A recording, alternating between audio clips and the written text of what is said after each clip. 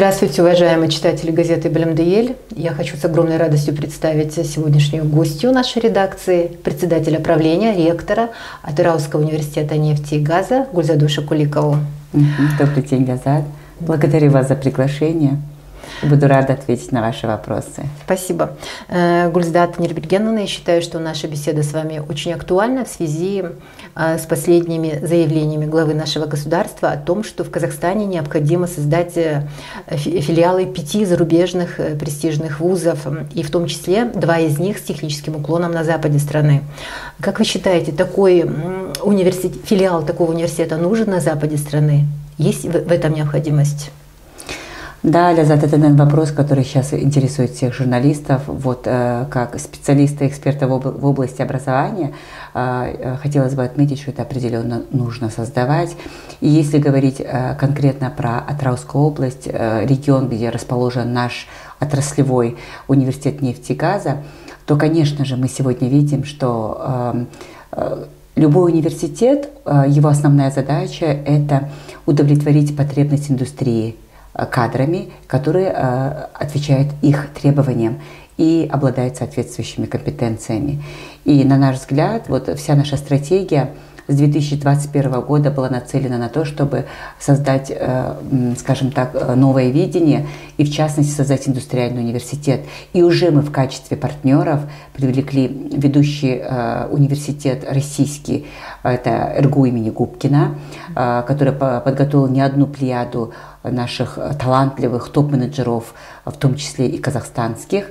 И как зарубежного партнера мы взяли технологический университет Малайзии UTP. Это университет достаточно динамично развивающийся, но его специфика в том, что он является университетом нефтяной компании Петронас. А как известно, эта компания сейчас очень динамично развивается, и Малайзия применяет, Азия вообще сейчас стремительно в своем развитии, она стремительна, и мы изначально ставили ставку на партнерство с зарубежными университетами. И тем более, что такие крупные операторы, как ТШО, NCUC и многие другие компании, в том числе и казахстанские, которые находятся в Атырауской области, они не совсем на сегодняшний день удовлетворены теми компетенциями, которыми располагает наш выпускник. Поэтому мы должны учиться, и открытие филиалов – это один из путей, скажем так, быстрого выхода из той сложившейся ситуации. Поэтому, на наш взгляд, это очень актуально, своевременно. И мало того, что это нужно делать очень быстро, это необходимо региону. В частности, я говорю про Атыраускую область. А какова база университета на сегодня? Я имею в виду материально-техническую базу, профессорско-преподавательский состав, тот же процент трудоустройства выпускников. Дело в том, что университет, он создан же на базе филиала Политехнического института с 1959 года. И если я скажу, что на совершенная материальная база, я буду, конечно же, не права. Тут база университета, она требует материально-технического переоснащения. Об этом, в принципе, мы все время говорим. Большое подспорье для нас – это кампус, Центр коммуникации имени Нурлана Утеповича Балгимбаева, который был передан на баланс университета в прошлом году. И в буквальном смысле слова он отвечает всем современным требованиям и, скажем так, не имеет аналогов, наверное, в Казахстане точно. Поэтому Институт нефтехимической инженерии и экологии, который был создан на базе индустриального факультета, где мы готовим химиков-технологов, экологов, он был материально поддержан нашим Атырауским нефтеперерабатывающим заводом, был полностью переоборудован, созданы лаборатории, конечно же, которые сегодня требуют своего дооснащения, в частности, реактивами и так далее, и так далее. На сегодняшний день наш университет стоит на стадии трансформации, стоим в программе трансформации, и мы очень надеемся, что Министерство образования нас очень поддерживает, что этот проект будет реализован, и мы выйдем на новый этап, скажем так, своего развития в материально-техническом обеспечении. Вот, в частности, я вам хочу привести небольшой пример. Мы проводим, когда пандемия нас застала, то многие наши преподаватели, к сожалению, не располагали соответствующими навыками, и техническая база университета, она не была готова. Но этот период мы пережили, я не скажу, что мы его пережили прямо на 100% успешно. Мы сделали все, что возможно из того ресурса, которым мы располагаем. И сегодня Допустим, вот у нас новая специальность открывается на магистратуре — гидродинамическое моделирование. Это необходимо для наших нефтяников. Это очень, скажем так, современный метод исследования. Это новая программа. Туда нам нужно специально оснащенная лаборатория, как минимум, допустим, 2-3 класса, которые, соответственно, требуют вложений. Поэтому материально-техническая база, она оставляет желать лучшего. И, конечно же, профессорско-преподавательский состав, как и во всех, наверное, региональных вузах. У нас есть одна проблема — это то, что нет преемственности. К сожалению, многие профессора, которые достигли глубоко пенсионного возраста, уходят из жизни. Не всегда мы успеваем создавать школы, сохранять преемственность. Поэтому привлекаем молодых специалистов в регион, выращиваем своих специалистов в регионе. Но эта проблема тоже остро стоит в нашем университете. Вот фраза президента, опять же, хочу сослаться на нее, о том, что молодые казахи, казахстанцы должны быть технарями, в этом его глубокое убеждение. Вот вы как глава технического вуза, насколько эти слова отзываются у вас в душе?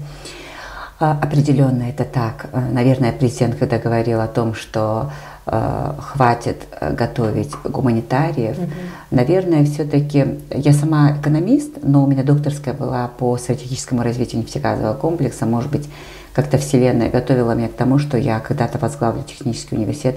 Определенно, да.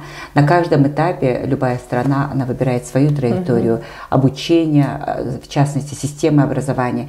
И на данном этапе, учитывая то, что все-таки у нас доходы идут именно от нефтегазового сектора страны, подготовка того специалиста, которого ожидает индустрия, технаря, производственника, о котором говорит президент, этот вопрос очень острый. И мы все-таки, я думаю, что в ближайшие 5 лет как минимум должны обратить на это свое острое, особое внимание. Вот опять же, президент сказал о том, что если каждая финансовая промышленная группа возьмет на себя обучение 1000 ребят из сел, из пригородов, из городов, то это в перспективе решит какие-то многие социальные моменты.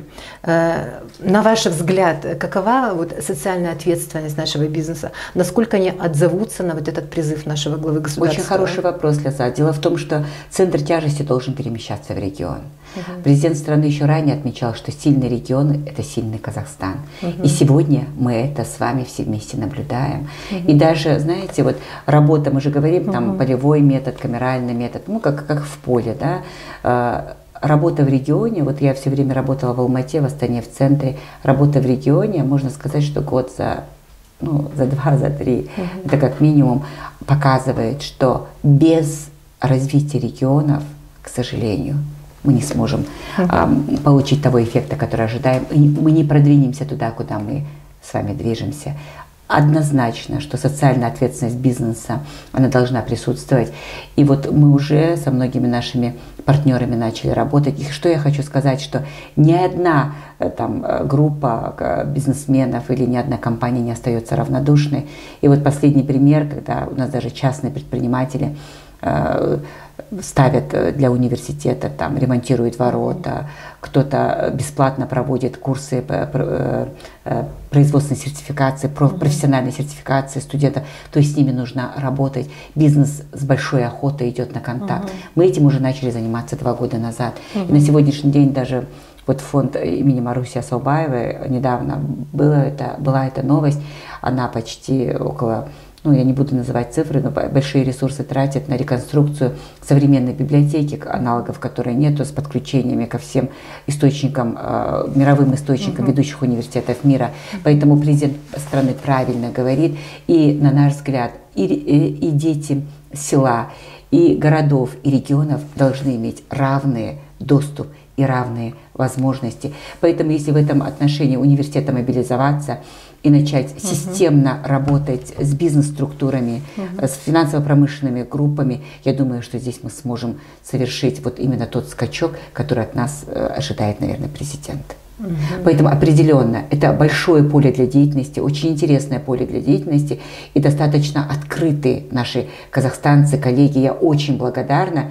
Ни одна просьба университета практически не оставалась без внимания. Поэтому именно мы создали свой попечительский совет еще 1,5 года назад.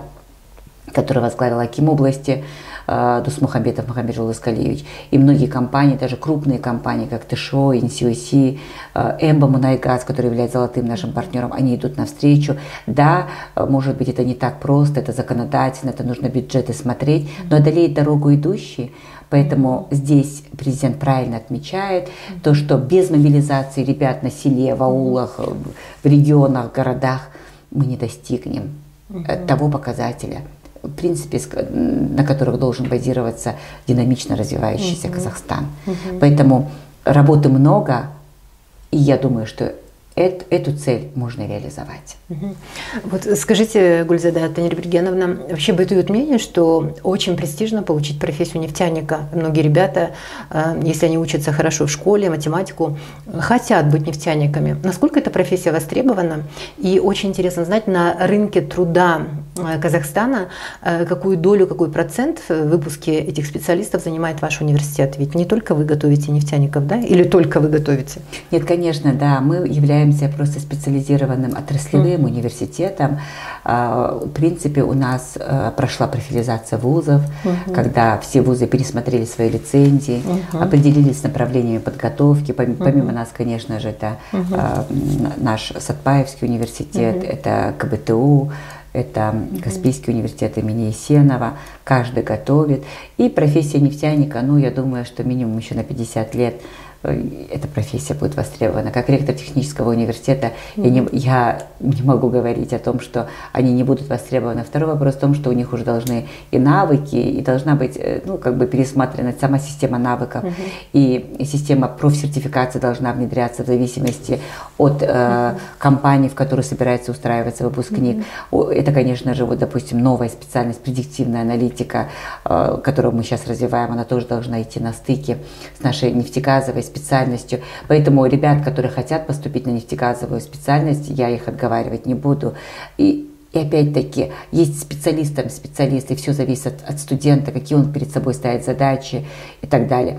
Но и тут опять-таки многие западные вузы делают акцент на подготовку предпринимательских навыков. Поэтому вот с первого курса, мы думаем, со следующего года мы будем внедрять такой предмет, как проектное управление и предпринимательство. Это дело не в том, что мы собираемся готовить предпринимателей. Просто они должны обладать этими навыками, и нефтяники в том числе. То есть определенно сказать о том, что сегодняшний выпускник будет только нефтяником, я этого не могу. Он в любом случае должен иметь как минимум представление о других сопряженных, скажем так, направлениях. В частности, вот нефтяник — это вкупе там с предпринимательством, с IT-навыками, специальной профсертификации, которую требует та или иная компания, куда он собирается пойти. Это очень актуально и очень востребовано. Но я думаю, вы, Лязат, говорите о том, что многие хотят. Мне кажется, немножечко сейчас уже, скажем так, акцент перемещается в сторону других направлений, таких как там автоматизация управления, там, управление машинами, умные месторождения и так далее, и так далее. Но в основе в любом случае должны быть технические знания. Это математика, физика, и их нужно количество увеличивать. Мы все время над этим работаем, и без этого никак. Поэтому нефтяники в том виде, в котором они существовали до этого, наверное, дальше они не могут существовать. Но эксплуатация, разработка, геология — это испокон веков, это классика. В основе в любом случае подготовки специалистов по направлению нефтегазовое дело, оно будет оставаться. Тем более в такой богатой месторождениями, полезными ископаемой стране, это, конечно, всегда будет актуально, я думаю. И дай бог, чтобы так было всегда. Ну да, это очевидный факт. Да. Скажите, пожалуйста, вот в Атырау много иностранных компаний, наверное, больше всех, чем где-либо в другом регионе, и, соответственно, много иностранных сотрудников, рабочих, инженерный состав, управленцы. Как вы думаете, наступит ли такое время, когда надобность в таком привлечении иностранцев сведется к минимуму, потому что наша страна будет самостоятельно готовить конкурентоспособных? Это очень хороший вопрос. Это конечная цель наша. На самом деле национализация кадров, о которой говорит президент, это очень актуально и очень нужно. И мы придя, скажем так, работать в наш университет, мы изначально ставили перед собой задачу создания Центра по национализации кадров и создали специальную рабочую группу, куда приглашали наших крупных, скажем так, крупные компании, такие как ТШО, Инсюси, чтобы они нам дали доступ к своему оборудованию, чтобы описали компетенции, которыми должен располагать казахстанский специалист, чтобы наравне с иностранным мог претендовать на ту или иную высокую инженерную должность. Мы к этому придем, определенно придем. И создание этих филиалов ускорит этот процесс. И в конечном итоге, я думаю, что казахстанцы, подготовленные по стандартам, скажем так, топовых университетов мира и России в том числе, они нам обеспечат более ускоренную замену иностранной рабочей силы. Я не думаю, что этот год, что он за горами. Кстати, недавно вы провели впервые, по-моему, такой масштабный, большой форум молодежи в Актау. Скажите, это просто часть... Вы хотите узнать цель? Нет, цель – это профориентация, наверное. Мне хочется узнать, наверняка там был диалог между организаторами и молодежью. Что интересует молодежь западного региона? Насколько они хотят учиться в отечественных вузах? Лязат, да, это очень непростой вопрос, но хочу сказать определенно, что наш Атырауский университет нефти и газа, он имеет студентов в контингенте почти 90% выходцев из Атырауского региона. Это, конечно, хорошо, но разнообразие, diversity, это всегда было интересно. И наша сегодня самая основная задача – это сохранять таланты в регионе. Конечно же, сейчас ребята, они хотят быстрых побед, легких путей, это, к сожалению, так, это поколение новое.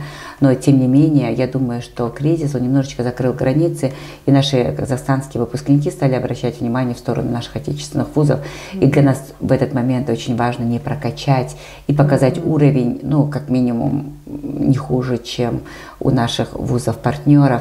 И есть интерес и у западных ребят, в частности, конечно же, учитывая то, что они живут в таком регионе, у них большой интерес к техническим специальностям. И он сохраняется, и он есть. Мы провели такой форум в Актау, дальше мы будем проводить в Актюбинске, в Уральске, и дальше уже пойдем на юг. Это с целью, чтобы привлечь ребят из другого региона. Другой регион – это все равно немножко другая культура. Конечно. Другие ребята, это на самом деле даст быстро. Коммуникация – это все очень важно для нас. И очень важно для нас, чтобы приходили к нам талантливые ребята, вокруг которых мы будем выстраивать тоже инфраструктуру, это и стартапы, это и же студенческие научные проекты, это уже и международные форумы. Но для этого нам нужно, чтобы наши ребята выбирали, допустим, не ведущие вузы страны, другие выбирали нас, поэтому предстоит большая сложная работа. Недавно прошла новость о повышении стипендии для бакалавриата с сентября этого года на 20%, по-моему, и для магистрантов, докторантов на 15%. Это актуально для вашего вуза? У вас ведь государственный вуз? Конечно, или абсолютно. Есть платные тоже? Это на самом деле хорошая новость. Да, у нас почти половина учится на государственном гранте. И учитывая ту инфляцию, учитывая вообще общую ситуацию в стране, я считаю, что это очень правильный и своевременный шаг и большая помощь и поддержка нашим студентам. Помимо стипендий, которые получают от государства, у нас очень много своих стипендий имени первого ректора Тулюша Павловича Серикова, имени Нурлана Утеповича Балгимбаева, имени тех профессоров, которые профессора Карамурзиева мы сейчас присуждаем, профессора Диарова. Это те наши профессора, которые по 40, по 50 лет свою жизнь посвятили нашему университету.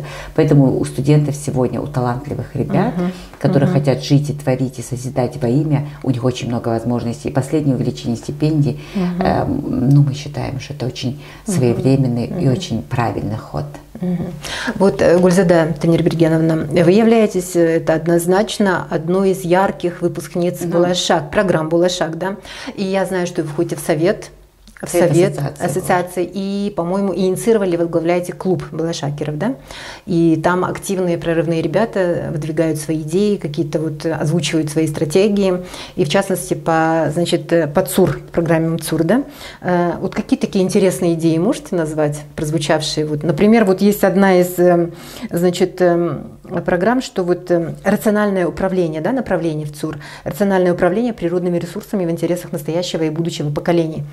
Какие это, наверное, идеи? вы увидели вот последнюю информацию, которую мы опубликовали. На самом деле «Булашак» — это уникальная программа, это большое достижение нашего суверенного государства.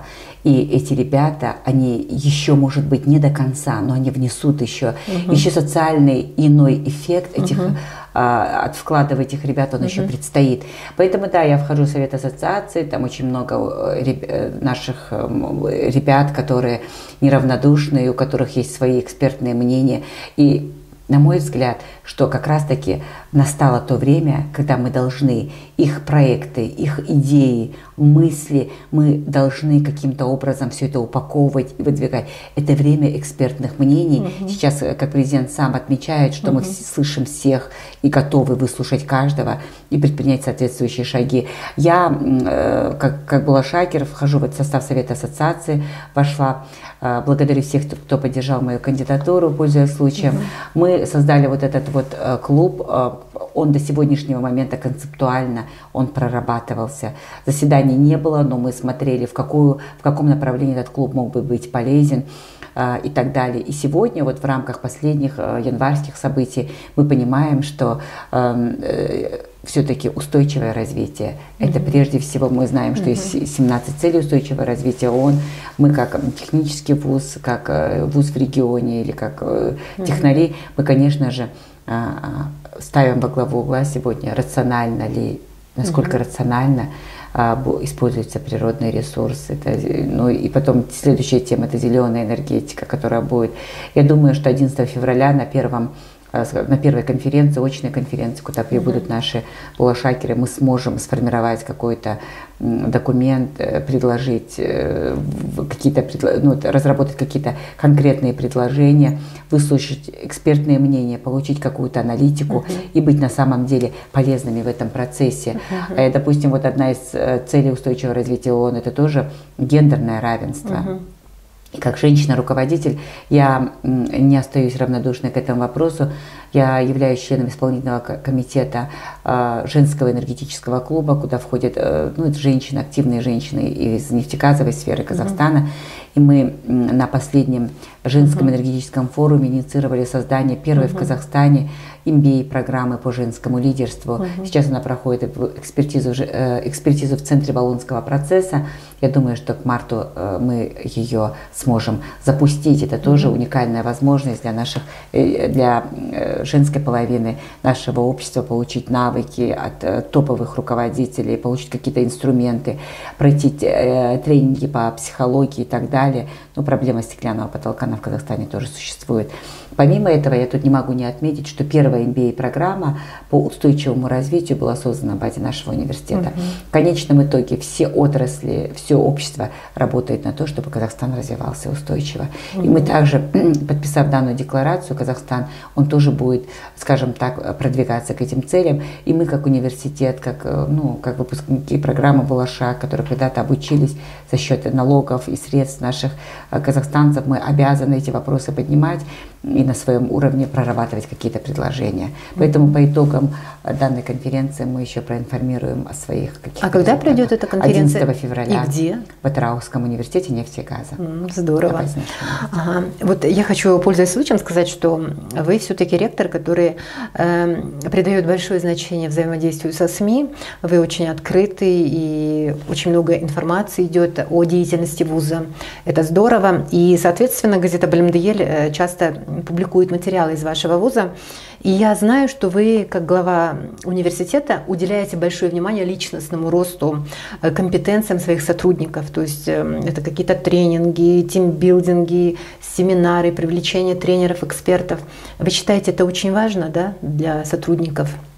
Это самое важное.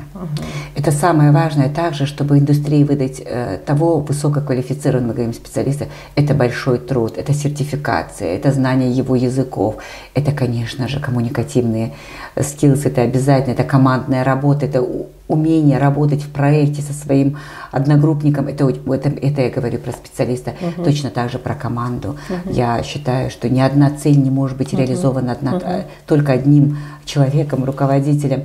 И мы на самом деле придаем большое значение развитию межличностных коммуникаций. У нас очень открытые коллеги все, двери у нас не закрываются, в том числе, конечно же, и дверь ректора, это исключено. Мы постоянно проводим тренинги по эмоциональному интеллекту, и наших профессоров собираем, советуемся с ними. Вот, допустим, Дархан Куралханов, он у нас сам первый проректор, он выпускник Стэнфордского университета, INSEAD Business School. Он сам на очень высоком уровне преподает такие вот кейсы интересные. Поэтому мы этому придаем большое внимание. Я считаю, еще недостаточно большое внимание. Мы будем в этом направлении еще сильнее работать, потому что, чтобы успевать за теми изменениями, которые происходят в мире, сейчас студенты иногда порой знают больше, чем преподаватель. Интернет-пространство, оно заполнено информацией, поэтому здесь нужно быть преподавателю и, в частности, руководителю и стрессоустойчивым, и коммуникативным, и в какие-то моменты он должен сказать: да вы что, я этого не знал, и нужно этого не бояться, сказать о том, что я обязательно это прочитаю, я обязательно это изучу, и поэтому приходит новый тип руководителя. Сейчас говорить о том, что вот мы говорим CEO, там DIO, уже мы должны становиться сами, наверное, дизайнерами новой формы руководителя, новыми видами коммуникации. В мире сейчас все быстро меняется.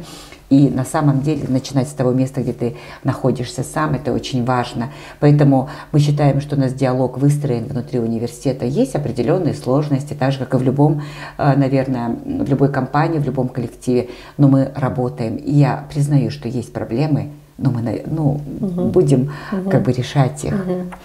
Вот. И только открытость, и только вот любовь, и только любовь от сердца к сердцу, потому что настолько вот этот мир, он динамичный, он меняется, ценности меняются. Я не верю, ценности всегда были и остаются, что и доброта, и красота спасут этот мир, говорят, доброта и любовь друг к другу, понимание студента, который пришел со своей проблемой, может быть, к нему нужно индивидуально подойти, как-то вот постараться решить эту проблему, или проблема преподавателя или сотрудника. Это очень важно, чувствовать, что он желает, а не быть они говорят о том, что это не положено и так далее. Все правила и все нормы можно поменять и сделать под простого человека.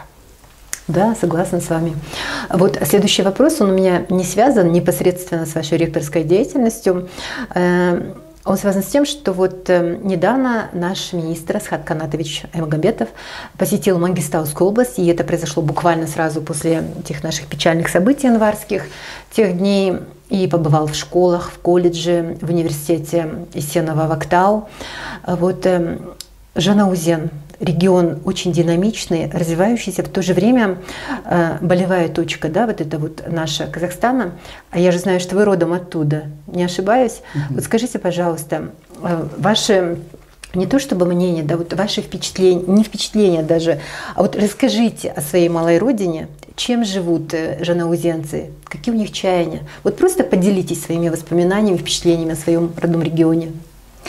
На самом деле наш министр Асхат Канатович — это, наверное, тип руководителя такого открытого. Это здорово. И потом, после визита Асхат Канатовича, многие журналисты как бы писали, комментировали, насколько открыт министр. Это говорит о том, что регион сейчас, в частности, система образования региона и, в частности, города Жанаузень, она приобретет новое дыхание.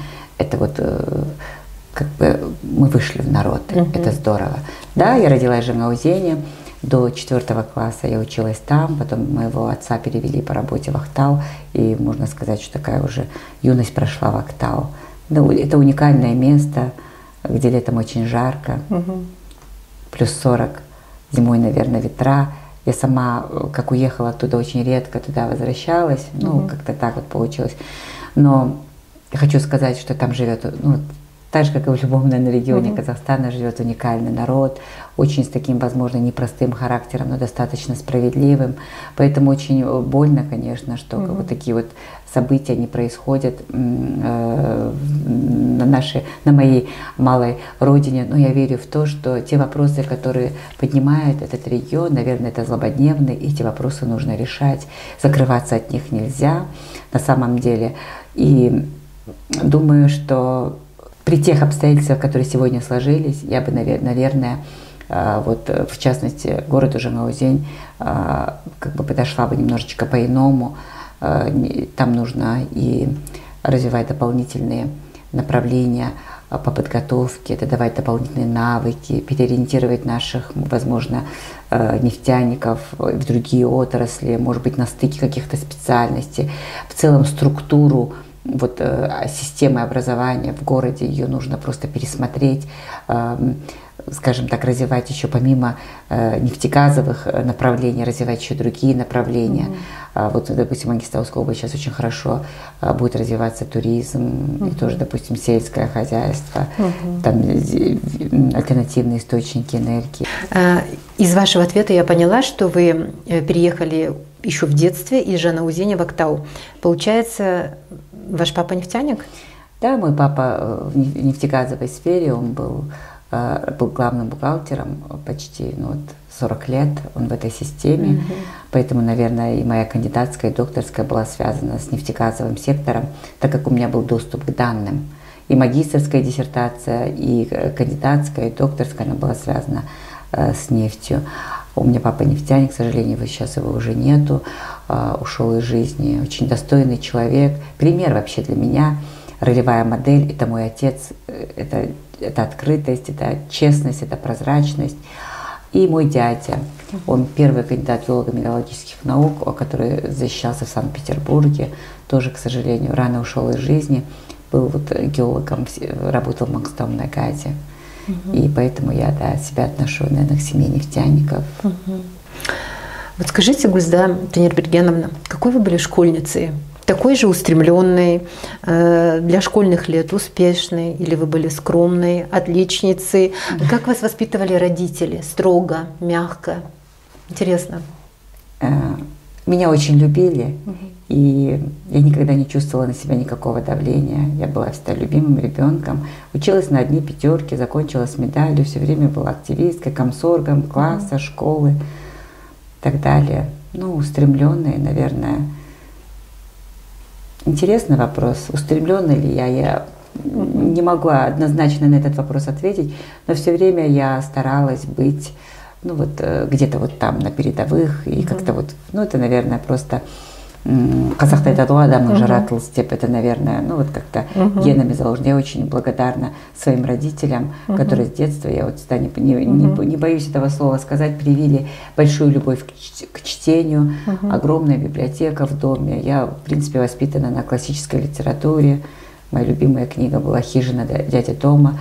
Я тоже. Да, ну здорово, да. И Овод, и что только мы не читали, всего Дюму, и Жюль Верна. Да, книги воспитали, и любовь родителей, которые никогда меня ни в чем не упрекали, никогда не ругали. Как мой папа говорит, тебя не за что было ругать. Я говорю, всегда родители найдут причину, чтобы поругать. Я считаю, что у меня было очень счастливое детство, и, наверное, благодаря тому багажу, той любви, ну, большому резервуару любви, который я получила в детстве, это мне до сих пор продвигает, ну, помогает жить и, наверное, каждое утро просыпаться и думать о том, что в какое прекрасное время мы живем и как прекрасен вообще этот мир.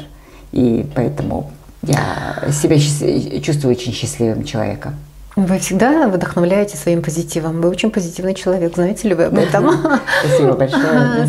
Скажите, пожалуйста, я считаю вас одной из ярких, успешных женщин Казахстана. Вы сейчас возглавляете университет нефти и газа. Казалось бы, технический мужской вуз, да? Вы были проректором КБТУ. Вы были ректором финансовой академии. Вы знаете в совершенстве английский язык. Учились в одном из престижных вузов по программе «Балашак». В чем ваша формула успеха? Вы столько хороших слов сказали, спасибо большое. Ну, это правда. Формулы не существует. Формула – это каждое утро просыпаться и понимать, что этот день нужно проживать на 100%. Каждый день – это новый проект. Я очень часто посещала многие мотивирующие, скажем так, семинары, всякие форумы, и каждый день познавать что-то новое. И каждый, крылатые фразы, допустим, я часто как-то обращаюсь к ним, до такой степени ты к ним как бы прикипаешь душой, что это становится частью твоей жизни. Наверное, и любовь к людям. Я люблю своих сотрудников, я люблю свою работу. Но здесь никакой формулы не существует, я обычный человек. Но при всем при этом Каждый день. Но как вы каждый день последний. успеваете все? То есть наверняка в вашей жизни есть какой-то спорт, наверняка есть какие-то увлечения помимо работы. Я думаю, что спорт есть в жизни каждого, Да. ну, скажем так, сегодняшнего, скажем так, ну, человека, потому что, да, спорт обязателен, бег, я занимаюсь бегом, это почти каждый день, но 5 раз в неделю точно, иногда бывает, что я в выходные, возможно, даю себе немножечко отдохнуть. Но вот как я запускаю день, он у меня так и проходит. Да, немножко занимаюсь вокалом, немножко пишу. Стихи? Ну да, ну рассказы. Вот, кто-то это называет сегодня эмоциональным интеллектом, кто-то там творческим интеллектом. Это на самом деле мне очень помогает. И вообще я прочитала, сегодня я вам ранее говорила, одну статью, в которой говорится о том, что, допустим, когда мы бежим, там, мы потеем, да, и когда цели, они закрепляются потом, они, как правило, становятся достижимыми. Это физиология человека. Поэтому спорт, он обязателен. И я настоятельно рекомендую молодежи обязательно нужно под контролем находить, ну, под контролем держать свое тело. Человек, который не управляет, ну, как бы собой, ему будет сложно управлять людьми и процессами. Поэтому спорт он просто организовывает. И, конечно же, это классическая музыка обязательная, которая всегда должна, ну, фоново сопровождает мое каждое утро. Ну, я думаю, что это отличный совет молодым людям. Находить время для спорта. Не умеешь управлять телом, не сможешь управлять людьми. Замечательно. Да, и вот классическая музыка, чем она интересна, вообще классическая литература, чем она актуальна. Из контекста, скажем так, можно всегда вытащить советы даже на сегодняшний день. Классика – это то, что не умирает, это извечное. Добро, зло, там, утро, ночь, там, и так, любовь и ненависть. Это все есть, если наши молодые люди будут читать классику, и я ее до сих пор перечитываю, допустим, того же Драйзера, «Финансист», там, «Титан», там все описано. И если они будут заниматься чтением, да, читать обязательно, вот час для прочтения, раннее пробуждение, там, 30 минут хотя бы посвящать себя познанию чего-то нового, и плюс 30 минут работать над своим вот физическим, психоэмоциональным состоянием, то час вот раннего пробуждения, допустим, с 6 до 7 утра, пока никто нас не беспокоит никакими звонками и сообщениями. Я думаю, вот вы представьте, час в день, 7 часов в неделю, 30 часов в месяц, это чисто для своего собственного развития, если наши молодые люди будут посвящать, я думаю, что это было бы неплохо. А вы встаете в 6 утра? Да, раннее пробуждение. Это вот как бы для меня обязательно. Бывает, что выходные чуть позже, но и то потом ты как-то стараешься наверстать тот час, который был упущен с утра. А могу ли я задать вам вопрос, какая вы мама? Ну, наверное, неплохая. У меня 3 детей. Трое детей? Да, 3 детей, уже студенты, уже они тоже очень хорошо учатся. Я очень благодарна детям, очень благодарных детей. Ну, вот как-то вот Аллах мне подарил. У нас с ними очень такие теплые дружеские отношения, полное понимание. У меня нет проблем с детьми. Это так здорово, успевать и на работе, в карьере, в развитии собственного тела, на самом души, деле, в то чтобы же время быть мамой, семьей. это не значит, что ты должен 24/7 находиться рядом с ними. От сердца к сердцу. Любовь от сердца к сердцу. Ну, допустим, ребенок, который находится далеко, он чувствует, что он всегда может положиться и всегда найдет поддержку в лице мамы. Проникновенно до слез. Правда. Это очень важно. И завершающий вопрос у меня к вам. Мне кажется, у каждого человека, кто чувствует в себе какой-то потенциал, какой-то интеллект, ну, какие-то способности, у него есть какая-то миссия, которую он ставит перед собой, которая способна принести пользу людям, обществу, стране. Есть у вас какая-то вот такая внутренняя, определенная для себя миссия в этой жизни? Миссия? Очень интересный вопрос. Наверное, когда Вселенная привела меня в систему образования, это еще было почти 25 лет назад, наверное, ну вот сегодня уже можно сказать, что моя миссия – это передать то, что я накопила, вот состояние, вот, передать молодежи о том, что есть вечные вещи. Это вот доброта, понимание, взаимовыручка. Вот эти вещи, они как бы были и остаются ценными. И они были ценными, и на ближайшие 100 лет останутся ценными. И все-таки любовь к родине. Очень много возможностей уехать, работать за границу. Миссия – это помочь родной земле стать еще лучше. И я считаю, что казахи вообще – это уникальный народ. Это мудрость, которая пронизана всеми поколениями. Это казахта айтады ғой жит ата деп, казах жит атасын қараған. То есть вся философия жизни, она сводится к одному, к тому, что есть вещи, которые являются важными. Это вот Родина, это не громкие слова, это наша земля, предков, которые мы должны творить, созидать, сберечь то, что есть, и приумножить. И оставаться прежде всего порядочными, высокопорядочными людьми. И моя миссия – это вот, наверное, все-таки успеть передать молодым людям то, что чувствую я сама. Вот, замечательно, замечательно. Ну что ж, спасибо вам большое, вам спасибо, Гульзада Нербергеновна, за то, что вы нашли время в своем очень плотном графике, пока вот вы приехали в столицу, посетить нашу редакцию, сказать столько добрых слов в адрес нашей газеты. Я желаю вам успехов и процветания. Я желаю газете «Билим Дейель». Спасибо большое, что вы включили меня в редакционный комитет. Я считаю, что пришло время, когда народ снова обратился к газетам. И я думаю, что «Билим Дейель», она выполняет свою миссию.